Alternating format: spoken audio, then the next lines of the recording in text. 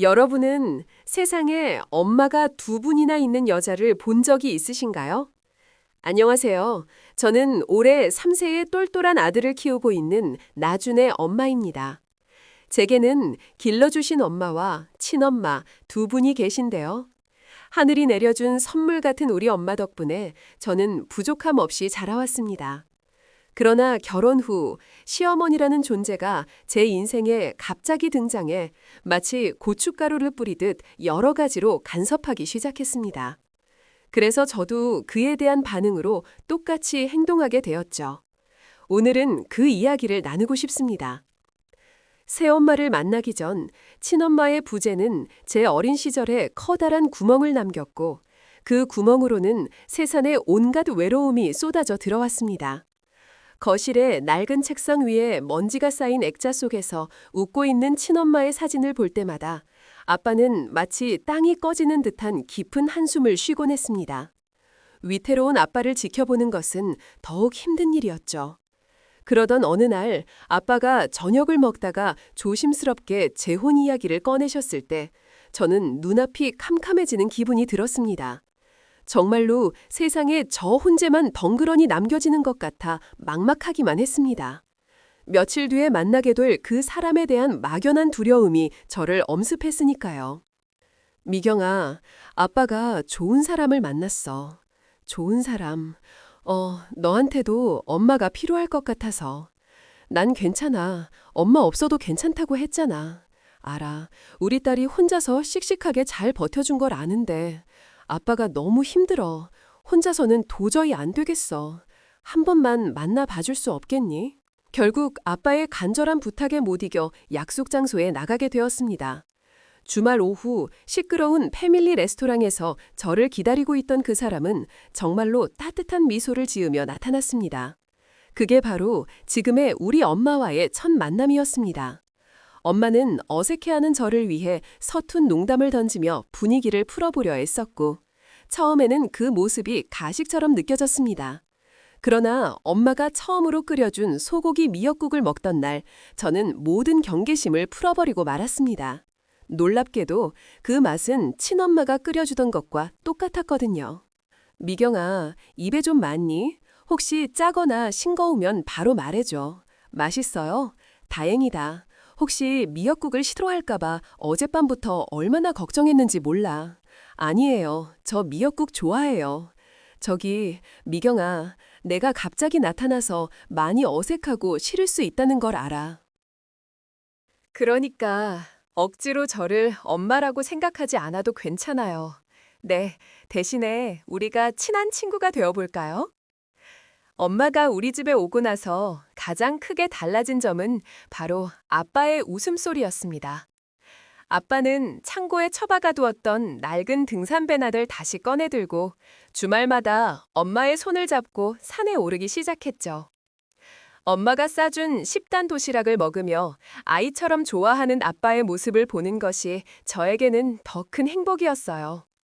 두 분이 신혼부부처럼 서로를 챙기는 모습을 보면서 비로소 우리 집이 다시 완전한 가정이 되었다는 안도감이 들었습니다. 거실 책장 위에 친엄마의 사진 옆으로 우리 세 사람의 새로운 가족 사진이 나란히 걸리게 되었죠.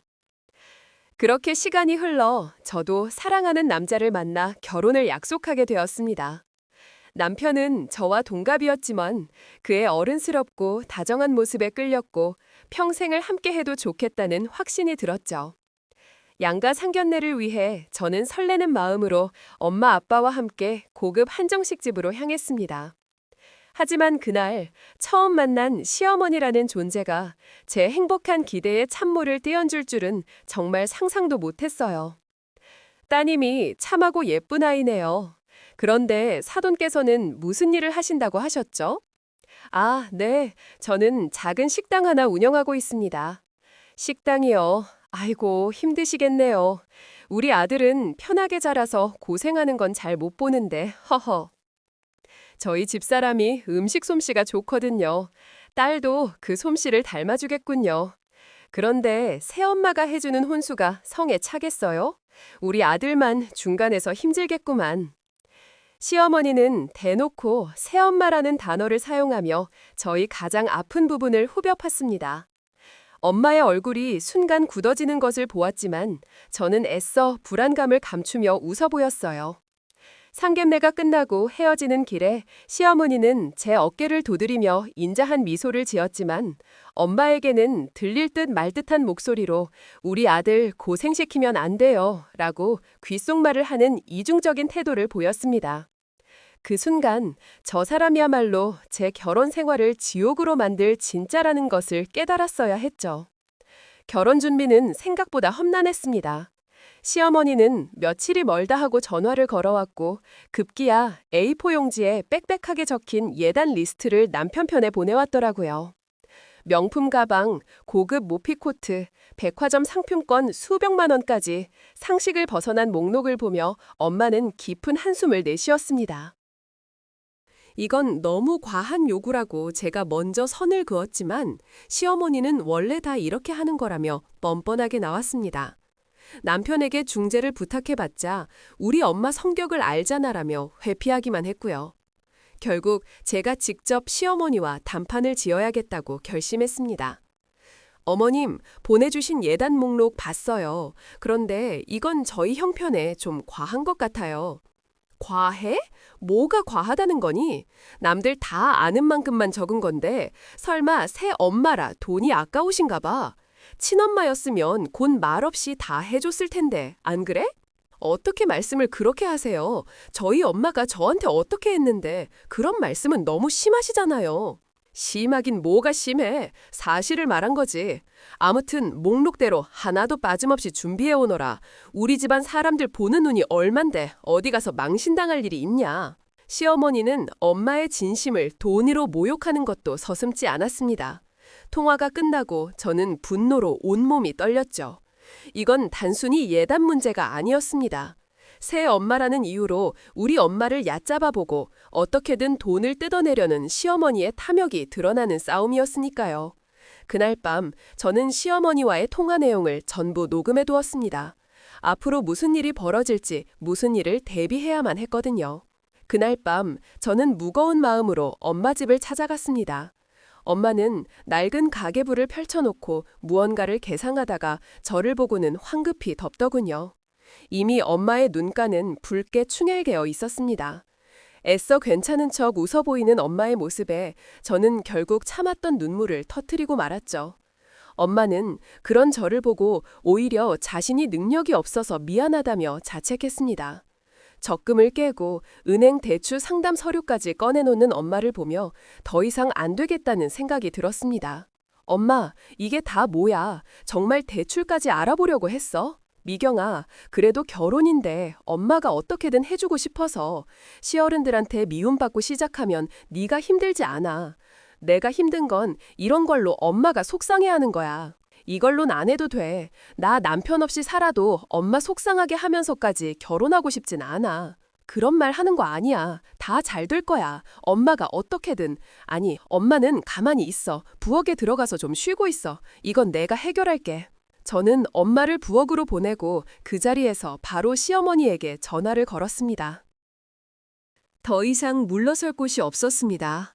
우리 엄마를 힘들게 하는 사람이라면 그게 누구든 용서할 수 없었으니까요.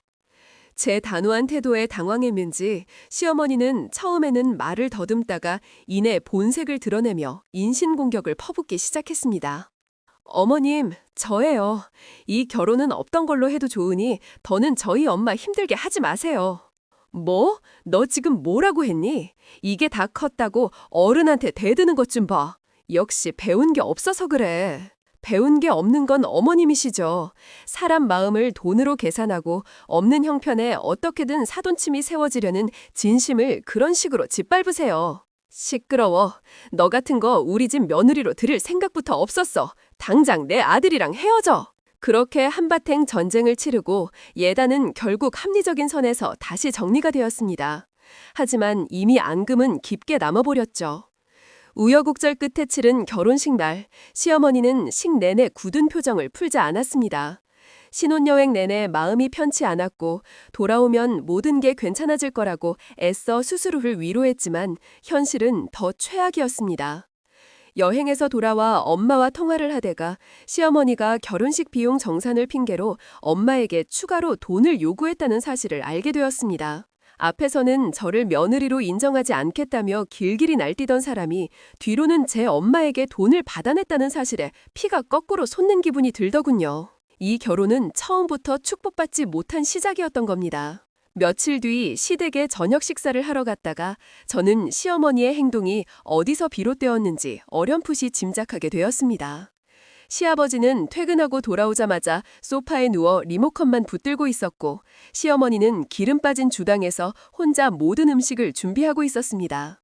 당신은 손 하나 갖다가 안 해. 밥 다 됐으니 와서 수저라도 좀 놔.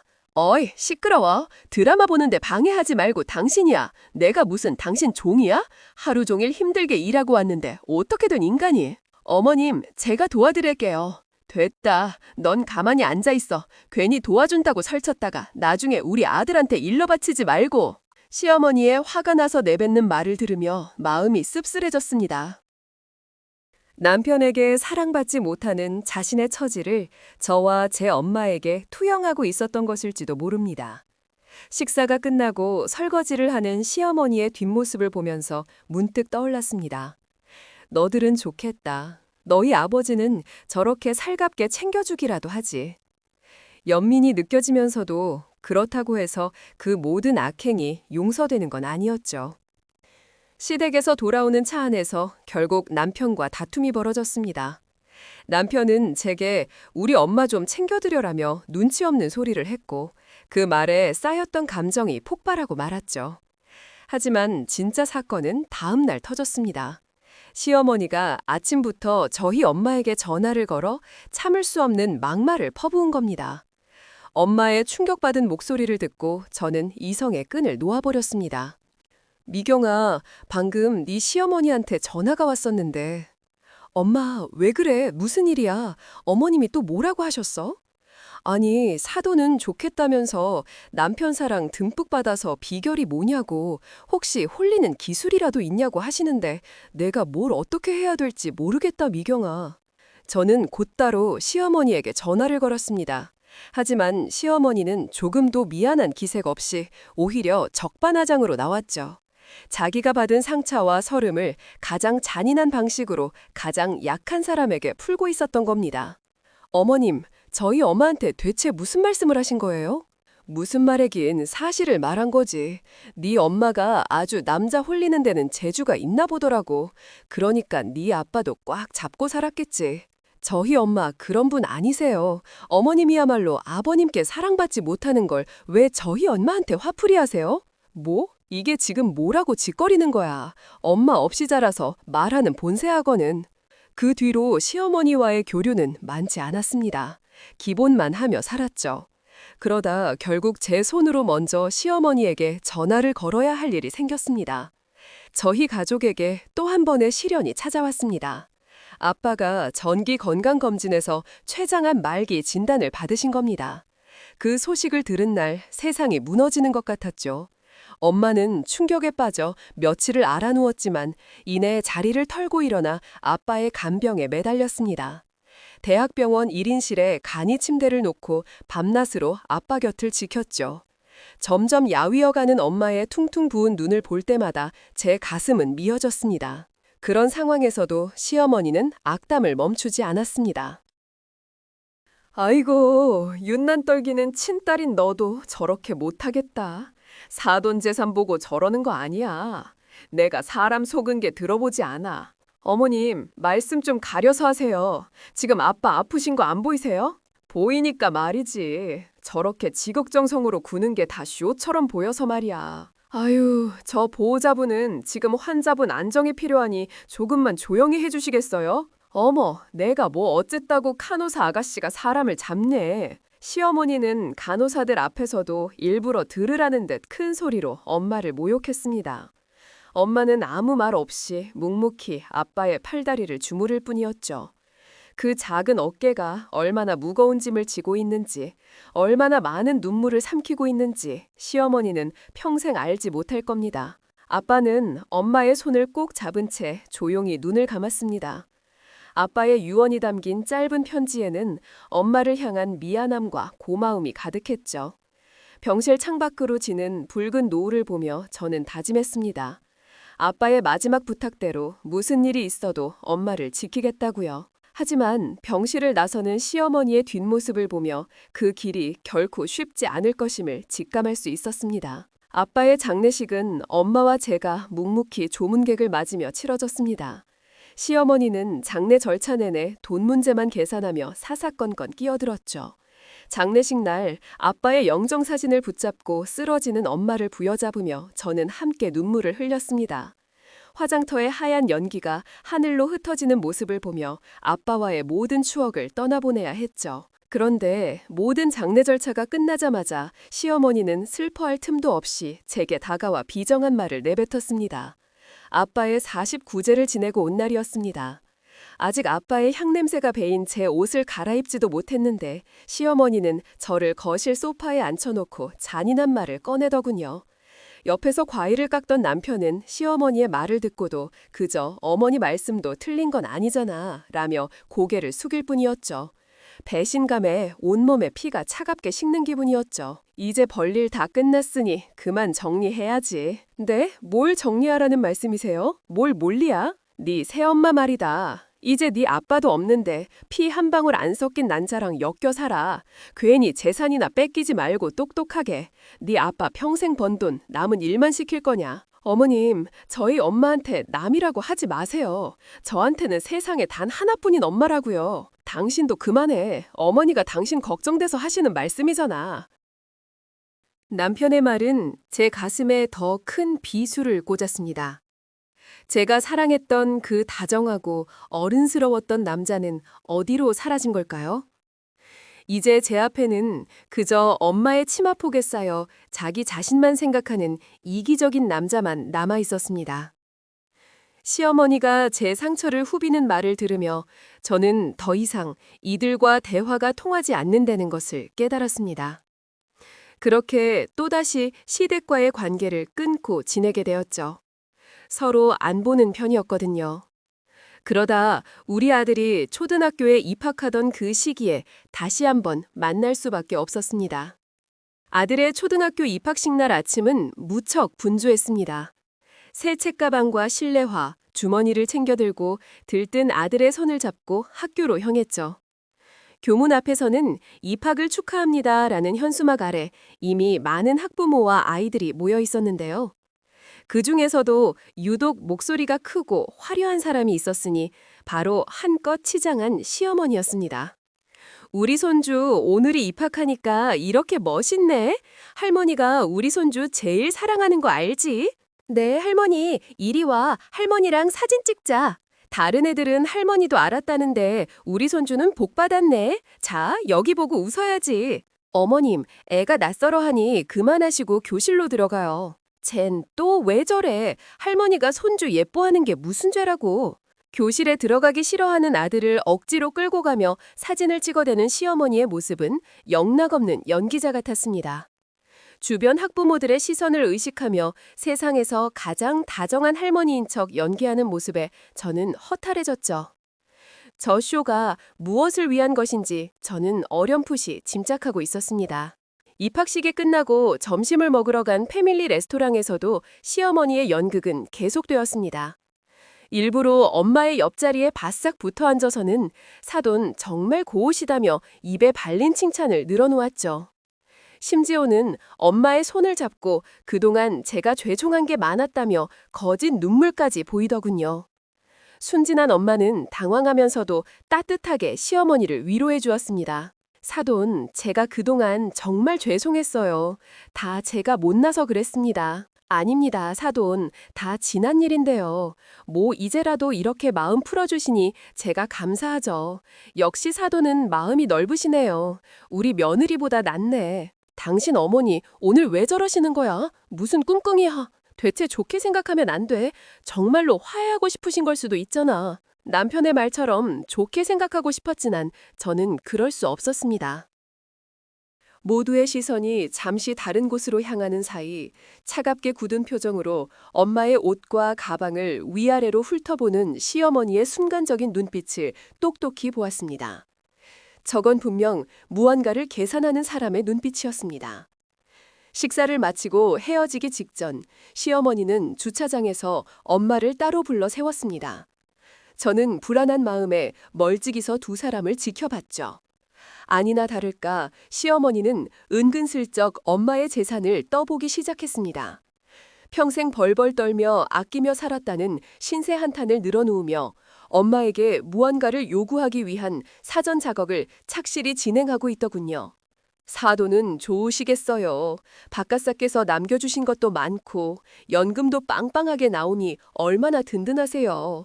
아닙니다. 그냥 남들 사는 만큼 사는 거죠 뭐. 에이, 겸손하시기는. 저는 우리 영감벌이가 번자라서 평생 돈 걱정하며 살았잖아요. 역시 사람은 돈이 있어야 얼굴이 펴요. 그렇죠, 사돈? 우리 손주한테도 뭐든 해주고 싶으실 텐데 안 그래요? 할머니 마음은 다 똑같지 뭐. 엄마의 선의를 돈으로 연결짓는 시어머니의 저급한 말을 들으며 저는 주먹을 꽉 쥐었습니다.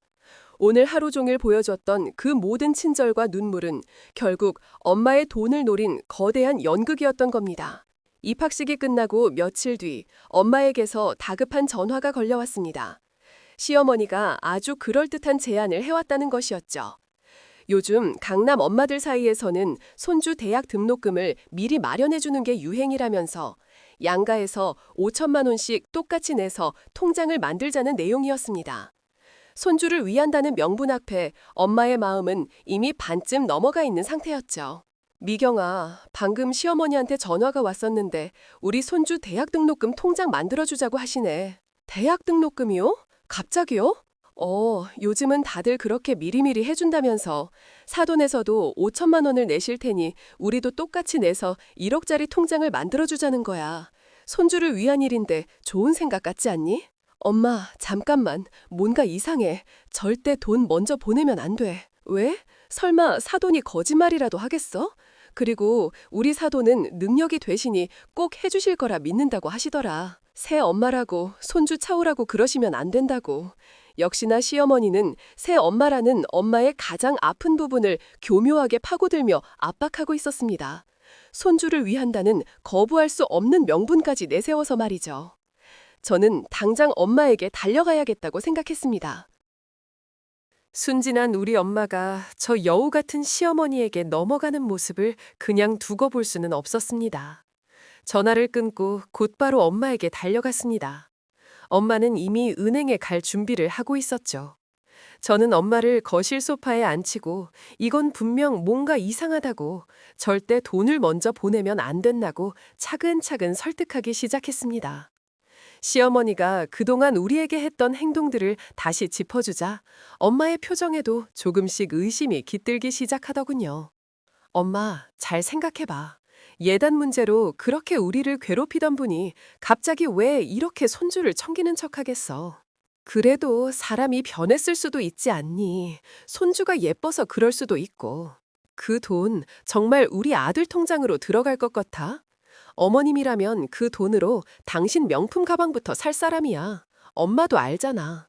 만약 그 돈을 주면 어머님은 앞으로 더 큰 돈을 요구하실 거야. 이건 시작일 뿐이라고. 제발 내 말 좀 믿어줘. 제 현실적인 조언에 엄마는 한참을 말이 없었습니다. 그리고는 조용히 은행 통장을 다시 서랍에 넣었죠.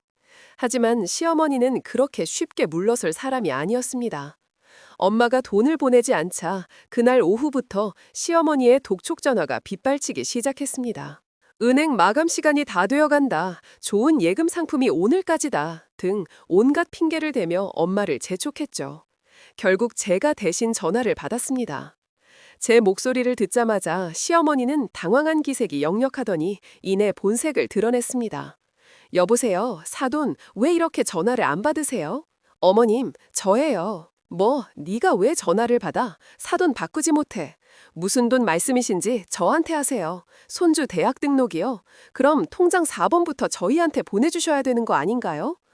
어른들이래. 네가 왜 기어들어? 너 혹시 네 엄마 돈 못 보내게 막고 있는 거냐? 됐다. 너랑 할 말 없다. 일방적으로 끊긴 전화를 보며 저는 확신했습니다. 이건 100% 사기라고요. 이제 시어머니가 돈을 어디에 쓰려고 했는지 그 거짓말의 꼬리를 잡는 일만 남았습니다. 다음 날 저는 곧바로 시댁으로 쳐들어갔습니다. 더 이상 전화로 싸울 문제가 아니었죠. 갑작스러운 제 방문에 시어머니는 당황하며 말을 더듬기 시작했습니다.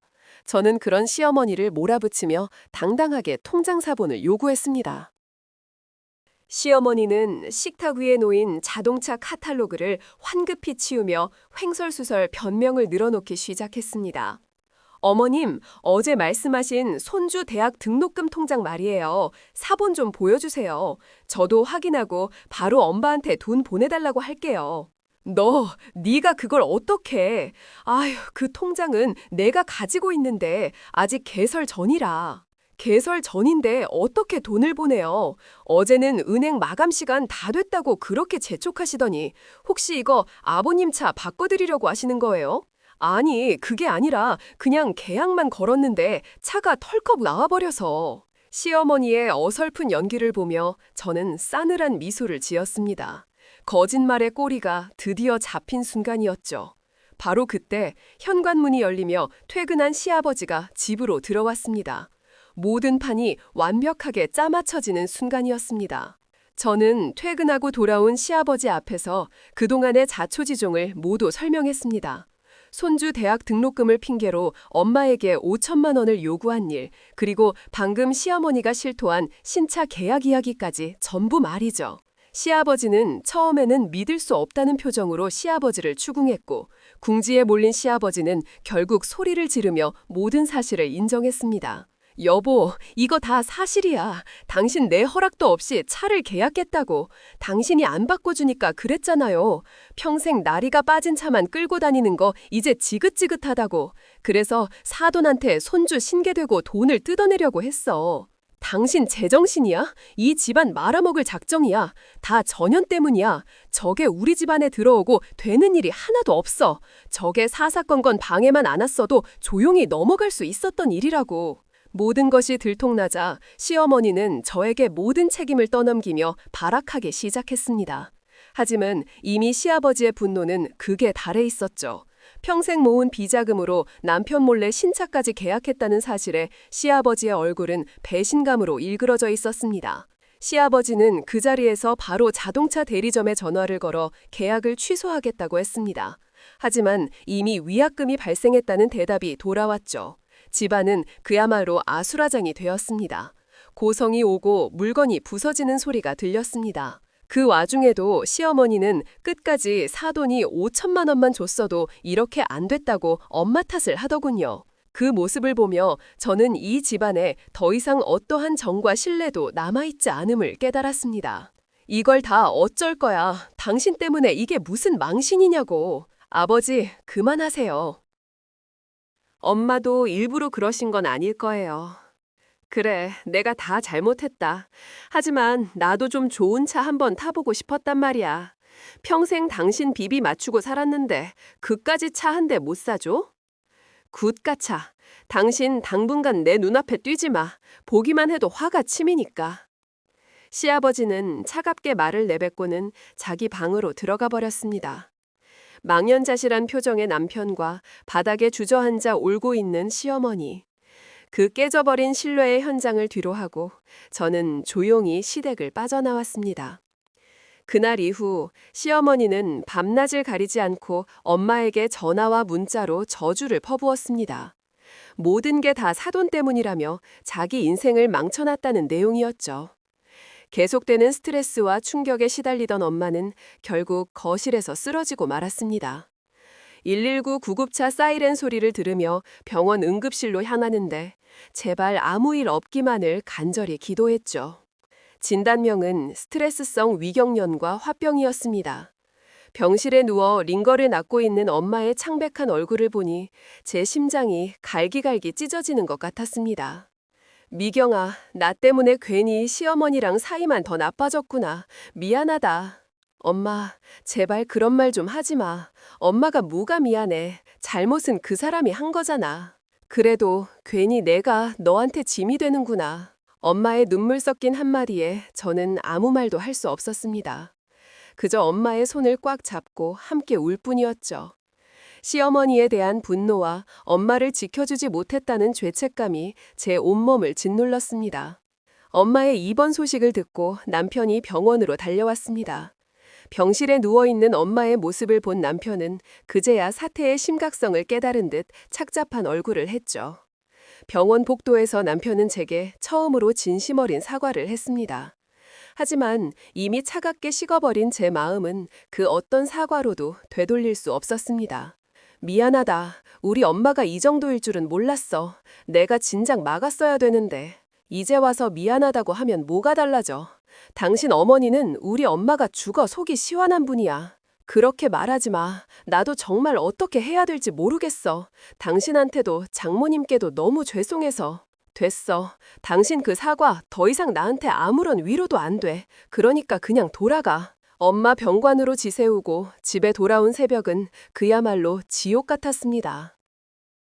소파에 잠깐 쓰러져 잠이 들었는데 쉴 틈도 없이 시어머니의 전화가 굉음처럼 울려 퍼졌죠. 당장 차례 준비하라고 거부할 수 없는 명령이었습니다.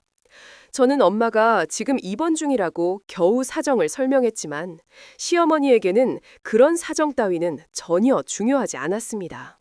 오히려 제 속을 긁는 말도 안 되는 의심을 퍼붓기 시작했습니다. 여보세요? 예? 지금 몇 시인데 아직도 자고 있어? 당장 안겨 오고 뭐 하는 거야? 어머님, 저 어제 엄마 병 갔느라 한숨도 못 잤어요. 그리고 저희 엄마 지금 입원 중이잖아요. 시댁일은 늘 뒤니 친엄마도 아닌데 오바 떨지 말고 그만해 주세요. 네, 어머님 말씀 너무 심하시잖아요. 시끄럽고 30분 안에 도착해. 안 그러면 내가 네 집 앞으로 쳐들어가는 수가 있어. 알았어요. 결국 저는 무거운 몸을 이끌고 시댁으로 향할 수밖에 없었습니다. 텅 빈 새벽 도로를 달리며 차창에 비친 제 얼굴을 보니 괴한 눈에 분노와 체념이 뒤섞여 있더라고요. 오늘은 절대로 그냥 넘어가지 않으리라 조용히 칼을 갈았습니다. 그동안 당해왔던 모든 서름과 엄마의 눈물을 오늘 자리에서 전부 되갚아주겠다고 마음먹었죠. 시댁에 도착하자마자 저를 맞이한 것은 산더미처럼 쌓인 음식 재료였습니다. 시어머니는 거실 소파에 편하게 앉아 아침 드라마를 보며 리모컨만 까닥거렸고 저는 허리가 끊어질 듯 아파도 묵묵히 전을 부치기 시작했죠. 뜨거운 기름이 사방으로 튀고 기름 냄새에 속이 메스꺼워 헛구역질이 났지만 누구 하나 신경 쓰는 사람이 없었습니다. 잠시 허리를 펴는 제 모습을 본 시어머니가 부엌으로 다가와 핀잔을 줍니다. 얘, 지금 놀러 왔니? 손이 왜 이렇게 느려 터졌어? 해가 중천에 뜨기 전에 다 끝낼 수 있는 거야? 죄송해요, 어머님. 속이 좀 안 좋아서. 꾀부리지 말고 빨리빨리 해. 이것도 제대로 못 붙이면서 무슨 며느리 노릇을 하겠다고? 어머님, 지금 뭐 하시는 거예요? 제가 붙여놓은 전을 손으로 뭐 하시는 거예요? 왜? 뭐 잘못됐어? 보기만 해도 맛없게 생겼어. 내가 모양 좀 잡아준 거다. 저는 말 없이 뭉개진 전을 쓰레기통에 버렸습니다. 더 이상 대구할 가치조차 없었으니까요.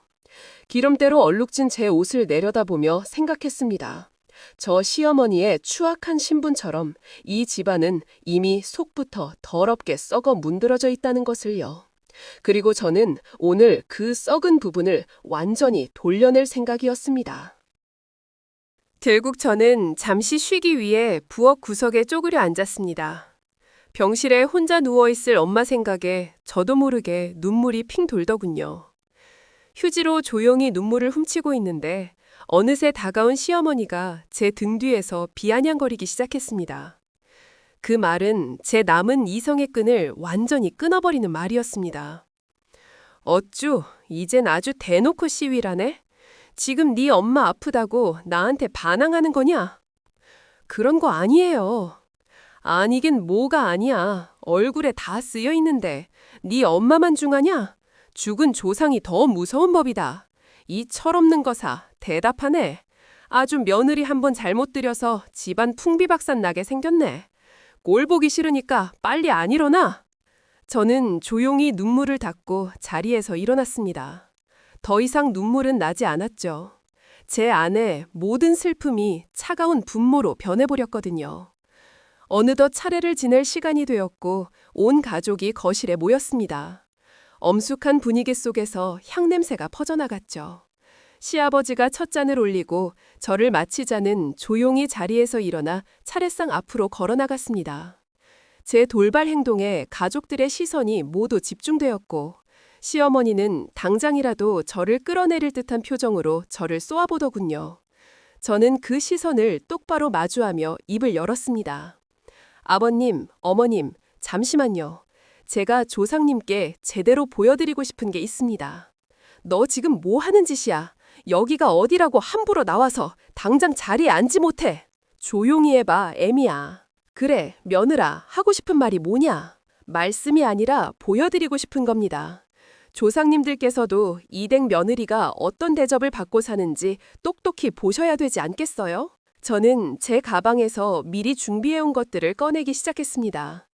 긴장감이 흐르는 거실의 공기 속에서 제 손에 들린 물건에 모두의 시선이 집중되었죠.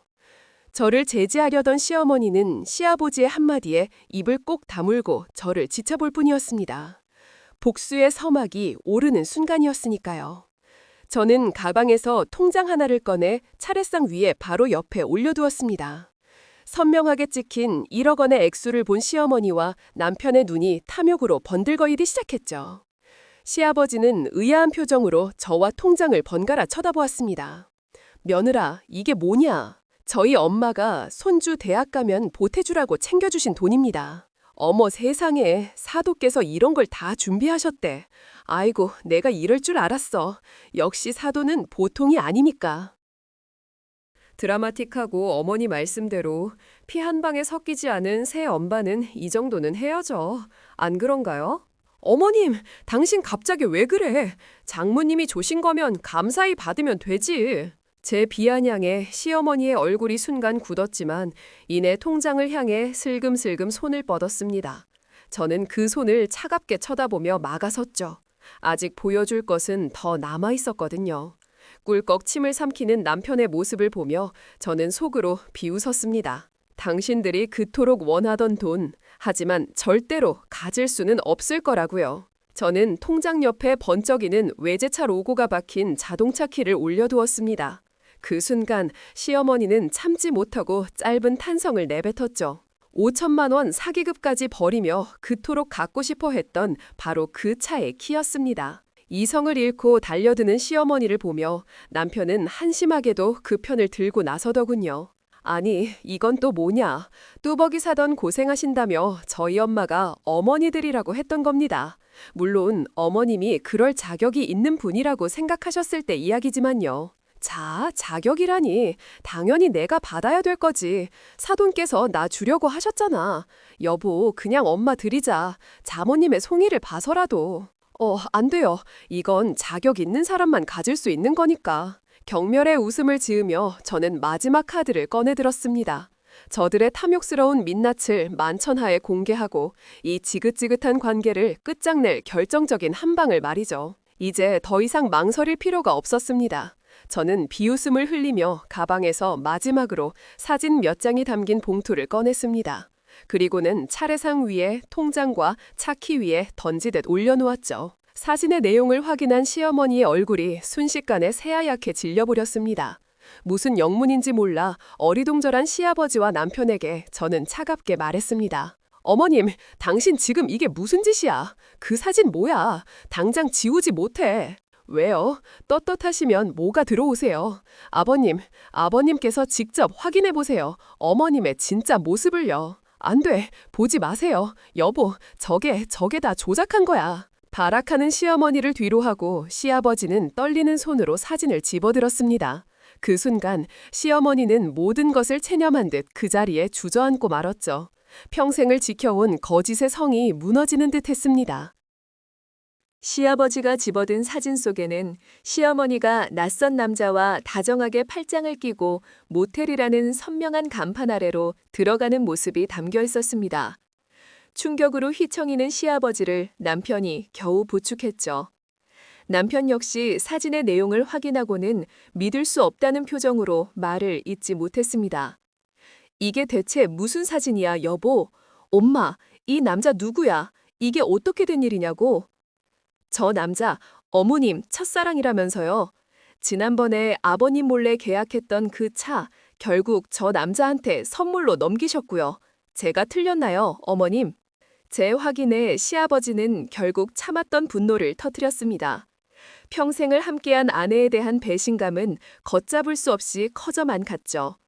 시어머니의 거짓된 삶과 그 추악한 진실이 마침내 모두의 앞에 드러나는 순간이었습니다. 내연남에게 자기 돈도 아닌 사돈의 돈으로 차까지 사주려 했다는 사실에 시아버지는 완전히 이성을 잃었습니다. 집안의 모든 기물이 부서질 듯한 기세로 분노를 터뜨렸고 거실은 순식간에 아수라장이 되었죠. 공포에 질린 남편은 어쩔 줄 몰라 했고 시어머니는 그저 바닥에 엎드려 울기만 했습니다. 평생 나를 무시하고 구박하더니 뒤로 이딴 짓거리를 하고 다녔어. 내가 평생 번 돈으로 그놈이랑 놀아났냐고. 여보, 잘못했어요. 한 번만 용서해줘요. 내가 정말 잘못했어. 닥치지 못해. 네 더러운 입으로 내 이름 부르지 마. 네가 어떻게 나한테 이럴 수 있어. 이 악마 같은 년. 자업자득입니다, 어머님. 어머님, 계약했다는 자동차 때문에 마음에 걸려서 알아봤는데 어쩌겠어요. 아버님도 아셔야죠. 제 차가운 대답에 시어머니는 절망적인 표정을 지었습니다. 저는 조용히 차릴상 위에 올려두었던 통장과 차키를 다시 제 가방에 챙겨 넣었습니다. 그 모습을 본 남편이 아쉬운 눈빛을 보냈지만 저는 단호하게 말했죠. 우리 엄마의 진심은 이런 식으로 더럽혀질 수 있는 게 아니라고요. 가방을 챙겨 들고 현관으로 향하는 제 뒷모습을 시댁 식구 중 누구도 감히 잡지 못했습니다. 여보, 그건 우리 엄마의 진심이야. 당신이나 어머님이 함부로 손댈 수 있는 게 아니라고. 그럼 이만 가보겠습니다. 차례는 마저 지내셔야죠. 조상님들께서 오늘 구경 잘 하셨겠네요. 제가 떠난 후 시댁에서 벌어진 일들은 며칠 뒤 남편을 통해 듣게 되었습니다. 그야말로 전쟁터가 따로 없었다고 하더군요. 시아버지는 시어머니의 옷가지와 가방을 전부 현관 밖으로 내던지며 당장 집에서 나가라고 소리쳤습니다. 평생을 바친 집에서 단 한 푼도 없이 쫓겨나게 된 시어머니는 잘못했다며 매달렸지만 시아버지의 마음은 이미 돌아선 뒤였습니다. 이 은혜도 모르는 인간, 당장 집에서 나가! 아버지, 제발 그만하세요. 그래도 엄마잖아요. 너도 똑같은 놈이야. 네 편을 들 거면 너도 같이 나가. 이웃들이 엿보는 시선 속에서 시어머니는 평생을 의지했던 모든 것을 한순간에 잃었습니다. 시아버지의 법적으로도 완벽한 선언 앞에 시어머니는 더 이상 버틸 힘이 없었죠. 그날 밤 시어머니는 그렇게 길거리로 나가게 되었습니다. 갈 곳이 없어진 시어머니가 가장 먼저 전화한 곳은 역시나 남편이었습니다. 아들아, 나 좀 데리러 와주면 안 되겠니? 내가 갈 곳이 없어. 엄마, 죄송해요. 제가 어떻게 아버지를 배신하고 어머니 편을 들어요. 지금은 아버지 화가 풀릴 때까지 기다리는 수밖에 없어요. 뭐? 너마저 나를 버리는 거야? 내가 너를 어떻게 키웠는데. 죄송해요, 엄마. 하지만 이제 제발 저 좀 그만 괴롭히세요. 평생 아들 하며 의지했던 아들에게서 들은 마지막 말은 그녀에게 가장 큰 절망을 안겨주었을 겁니다. 텅 빈 거리, 외로운 가로등 불빛 아래에서 시어머니는 비로소 혼자가 되었다는 사실을 깨달았겠죠. 며칠 후 남편은 죄책감을 이기지 못하고 몰래 시어머니에게 약간의 현금을 챙겨주었다고 합니다. 이거 가지고 일단 연고도 없는 고향이라도 내려가 계시라고. 돈이 담긴 봉투를 받아든 시어머니는 여전히 현실을 부정하는 듯 멍한 표정이었다고 하더군요. 시댁에서 돌아온 그날부터 저는 집 문을 걸어 잠갔습니다. 남편은 며칠 동안 집 앞에서 저를 기다렸죠. 초인종을 누르고 문을 두드리며 소리치고 애원했지만 저는 열어주지 않았습니다. 그러던 어느 날 밤 남편은 더 이상 저를 괴롭히지 않고 아파트 복도 차가운 시멘트 바닥에 웅크리고 앉아 밤을 새웠더군요. 다음 날 아침 지친 얼굴로 잠들어 있는 남편의 모습을 보고 저는 결국 문을 열어주었습니다. 여보, 문 열어줬네. 들어와. 씻고 옷 갈아입어. 정말이야? 나 들어가도 돼? 나를 위해서가 아니야. 우리 아들 생각해서 주는 마지막 기회야. 다시 한번 나나 우리 엄마 실망시키면 그때는 정말 끝이야. 고마워. 정말 고마워. 내가 정말 달라진 모습 보여줄게. 약속해. 남편의 약속을 온전히 믿지는 않았습니다. 하지만 아들에게서 아빠를 빼앗을 수는 없었죠. 시어머니라는 거대한 벽이 사라진 지금, 과연 저 사람이 변할 수 있을지 저는 마지막으로 지켜보기로 했습니다. 그날 오후 남편은 홀로 엄마의 병실을 찾아갔습니다. 저는 일부러 따라가지 않고 병실 밖에서 그 모습을 지켜봤죠. 남편은 병실에 들어서자마자 엄마의 손을 잡고 그 자리에서 무릎을 꿇었습니다. 진심으로 우열하며 용서를 비는 남편의 모습은 제가 알던 그 우유보단하고 이기적인 모습과는 사뭇 달랐습니다. 장모님, 죄송합니다. 제가 못나서 제가 아들 노릇과 사위 노릇을 제대로 못해서 장모님을 고생시켰습니다. 정말 죄송합니다. 아니, 김서방, 이게 무슨 짓인가? 어서 일어나게. 아닙니다, 장모님. 장모님께서 저를 용서해 주실 때까지 못 일어납니다. 됐네. 자네 마음 내가 다 아는데. 이제부터라도 우리 딸 옆에서 든든한 버팀목이 되어주게. 그거면 다 했어. 모든 것을 용서하고 오히려 남편을 위로하는 엄마의 따뜻한 손길에 남편은 더 큰 소리로 울었습니다. 그 모습을 지켜보는 제 마음도 복잡한 감정으로 흔들렸죠. 어쩌면 정말 마지막으로 한 번 더 기회를 줘도 괜찮을지 모른다는 생각이 아주 잠시 스쳐 지나갔습니다. 그날 이후 남편은 정말 달라지기 시작했습니다.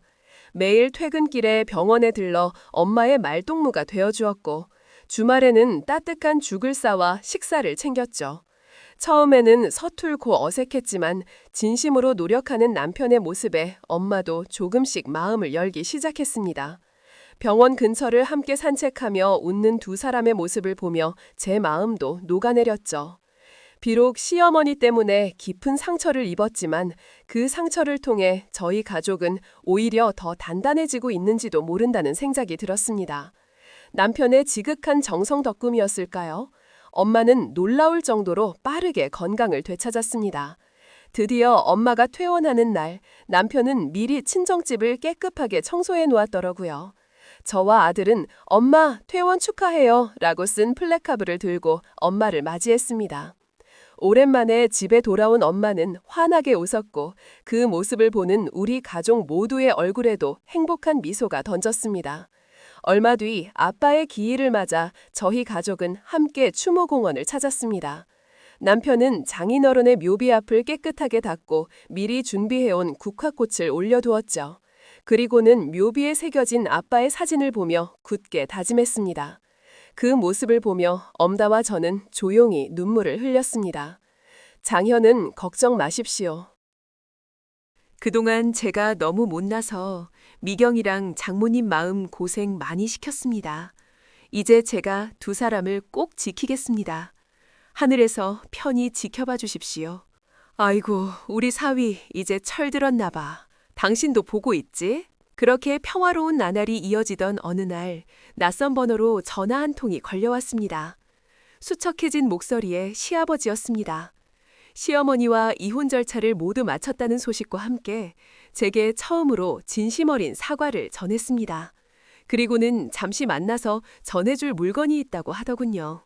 며칠 뒤 약속 장소인 조용한 찻집에 나가보니 몰라보게 늙어버린 시아버지의 모습에 마음 한구석이 씁쓸해졌습니다. 그동안 너한테 정말 미안했다. 내가 남편 노릇, 시아버지 노릇을 제대로 못한 탓에 너랑 네 엄마까지 고생시켰구나. 이젠 나도 내 인생을 좀 살아봐야겠다. 이건 짐 정리하다 나온 건데 네가 한번 봤으면 싶어서. 너희 엄마를 너무 미워하지 말고 미워하는 건 내가 하고 원망도 내가 들 테니 넌 마음에 쌓인 거 풀었으면 하구나. 시아버지가 제게 건넨 것은 손때 묻은 낡은 일기장이었습니다. 시아버지는 씁쓸하게 웃으며 자리에서 일어났죠. 세월의 무상함이 느껴지는 뒷모습이었습니다. 집으로 돌아와 조심스럽게 일기장을 펼쳐보았습니다. 빗발에 링크로 쓰인 글씨는 젊은 시절 시어머니의 것이었죠. 일기장에는 남편에게 사랑받고 싶다는 외로움과 애정 결핍에 대한 호소가 가득했습니다. 시어머니의 모든 삐뚤어진 행동이 어디서부터 시작되었는지 저는 다시 한번 확인하게 되었죠. 그렇다고 해서 그녀의 악행이 용서되는 것은 아니었지만 한편으로는 연민의 감정이 드는 것도 사실이었습니다. 그렇게 모든 것이 제자리를 찾아가던 어느 날 엄마가 정기검진을 위해 병원에 들렀다가 쫓겨났던 시어머니와 마주쳤다고 합니다. 어디서 소식을 들었는지 이전보다 훨씬 더 초라하고 남노해진 모습으로 엄마 앞에 나타나 다짜고짜 돈 이야기를 꺼냈다고 하더군요. 주변의 시선에도 아랑곳하지 않고 이 모든 게 다 엄마 때문이야 라며 뻔뻔하게 손을 내밀었습니다. 사부인, 어쩐 일이세요? 어쩐 일에겐 내가 이 지경이 된 건 다 당신 때문이야. 당신만 아니었어도 내가 쫓겨나지도 않았어. 그러니까 책임져요. 사부인, 돈 많으시잖아요. 저 생활비 좀 버텨줘요. 아휴, 왜 대답이 없어요. 내 말이 틀려. 당신이 내 인생 망쳐놨잖아. 마지막까지 남 탓을 하며 발악하는 시어머니를 엄마는 그저 온화한 미소로 바라보기만 했다고 합니다. 그 미소의 의미를 시어머니는 전혀 눈치채지 못했죠. 시어머니의 뻔뻔한 요구에 엄마는 아무렇지 않게 오히려 걱정해주는 듯한 태도를 보였다고 합니다. 잠시 희망을 품은 시어머니의 표정을 보며 엄마는 평생 자신을 괴롭혔던 그 말을 비수처럼 되돌려줄 준비를 하고 있었죠. 엄마의 입가에서 피어오른 의미심장한 미소는 그 통쾌한 반격의 신호탄이었습니다. 그러셨어요. 많이 힘드신가 봐요. 아휴, 그럼요. 죽지 못해 살고 있다고요. 역시 사돈밖에 없어요. 사돈이 저 좀 도와주실 거죠? 도와드리고 말고요. 제가 좋은 방법을 알려드릴게요. 좋은 방법이요? 그게 뭔데요? 엄마의 입에서 나온 예상치 못한 한마디에 시어머니의 얼굴은 순식간에 굳어버렸다고 합니다. 그 어떤 욕설보다, 그 어떤 폭력보다 더 잔인하고 아픈 한마디였을 겁니다. 엄마는 시어머니가 평생 자신에게 던졌던 말을 그대로 돌려주었습니다. 피 안 섞이면 남이라던 그 논리 그대로 말이죠. 충격으로 부들부들 떨며 아무 말도 못하는 시어머니에게 엄마는 마지막 결정타를 날렸습니다. 평생 자신이 뱉은 말이 비수가 되어 심장에 박히는 순간을 시어머니는 온몸으로 감당해야 했습니다. 그럼 사돈도 재혼하세요. 네, 제 재혼이요? 네, 저한테 재혼해서 팔자 폈다고 늘어졌잖아요. 그러니 사돈도 재혼하고 팔자 피세요. 바람핀 남자랑은 헤어지셨나 봐요. 병원 복도를 울리는 엄마의 차분한 목소리에 주변 사람들은 수군거리기 시작했고 시어머니는 결국 얼굴을 감싸주며 도망치듯 사라졌다고 합니다. 통쾌하면서도 씁쓸한 긴 악연의 끝이었습니다. 엄마에게 그날의 이야기를 전해 듣고 저는 찻잔을 들고 한참을 웃었습니다. 그 후로 시어머니에게서는 2번 다시 연락이 오지 않았죠. 시아버지는 조용한 시골로 내려가 소일거리를 하며 지내신다는 소식을 남편을 통해 들었습니다. 얼마 후 엄마의 생신을 맞아 저희 가족은 사진관을 찾았습니다. 아빠의 빈자리가 느껴지지 않을 만큼 우리는 행복하게 웃으며 새로운 가족 사진을 찍었죠.